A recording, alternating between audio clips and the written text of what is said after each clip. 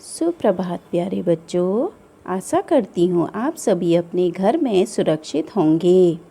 तो बच्चों, इससे पहले की कक्षा में हमने संस्कृत रुचिरा का प्रथम पाठ शब्द परिचय पढ़ा था और इसका अनुवाद भी किया था तथा साथ ही इसके कुछ कठिन शब्द भी पढ़े थे और कुछ शब्दार्थ भी पढ़े थे। और आशा करती हूँ आप सभी ने ये कठिन शब्द अपनी नोटबुक में लिख लिए होंगे। तो बच्चों, आज हम अपना अभ्यास कार्य शुरू करेंगे। इधर देखिए बच्चों, चित्राणि दृष्ट्वा पदानि उच्चार्यत। चित्रों को देखकर पदों का उच्चारण कीजिए। ठीक है।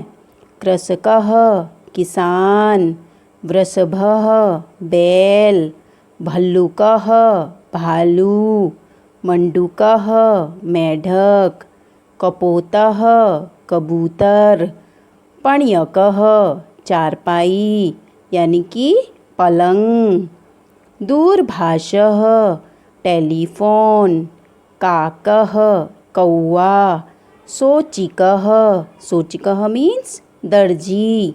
तो बच्चों, इस प्रकार से चित्रों को देखकर इनका बार बार आप भी पढ़कर इसका अभ्यास करिए।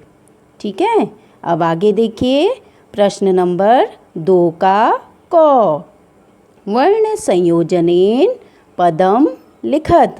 वर्णों का संयोजन करके पद लिखिए। अब देखो बच्चों, दूसरे का क हम ऐसे पढ़ेंगे, वर्ण संयोजनेन पदम लिखत। वर्णों का संयोजन करके पद लिखिए। अब इनको ऐसे लिखेंगे, देखो। नंबर क है च, वर्ण है ना हमारा, व्यंजन वर्ण है च, धन ओ, च। इन दोनों को मिलकर क्या बन गया? चौ। चौ में स्वर की ध्वनि आती है, तो इसलिए यह क्या बन गया? चौ। वैसी सौ ओ, सौ, क अह, कह। इसको ऐसे पढ़ेंगे, ये क्या बन गया अब? चषकः। ठीक है। जैसे ये देखो, चौ ओ,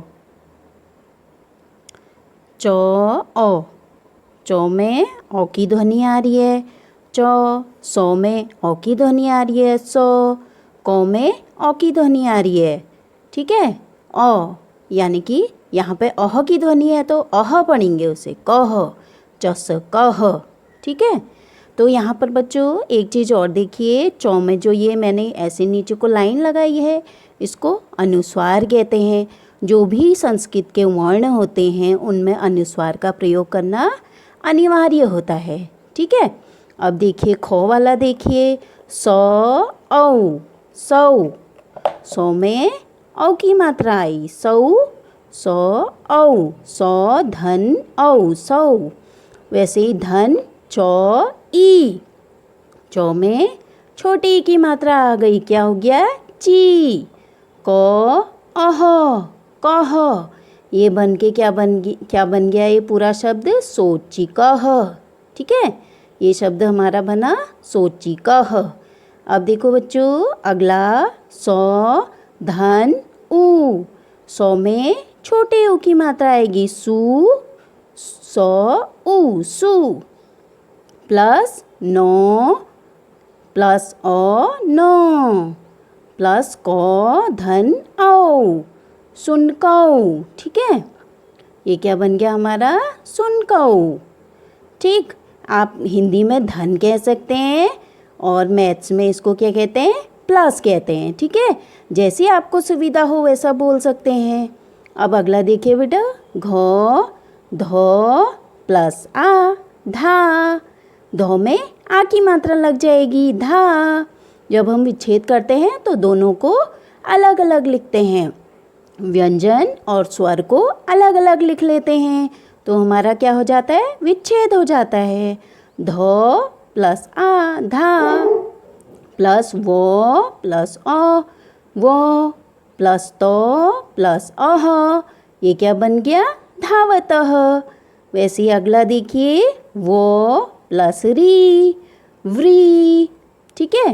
दो प्लस धो प्लस आ। जैसे ये देखो, दो और धो दो व्यंजन वर्ण एक साथ हैं, तो जिसमें हमारी मात्रा लगी है आ की, उस वर्ण को सीधे लिखेंगे। जैसे व्र के नीचे, वो के नीचे री की मात्रा व्र, दो धा, दो लिखा हमने, दो नीचे आया वर्ण, आधा वर्ण बन जाता है दो, धा, वृद्धा, ठीक है। वैसे अगला देखिए चौ, गो प्लस आ, गा प्लस, ठीक है। फिर यो प्लस ओ, यो, नो तो ई, गायंती। देखो दो व्यंजन ध्वनि एक साथ है ना, दो व्यंजन एक साथ हैं। जो पहला व्यंजन है वो आधा वर्ण हो जाता है।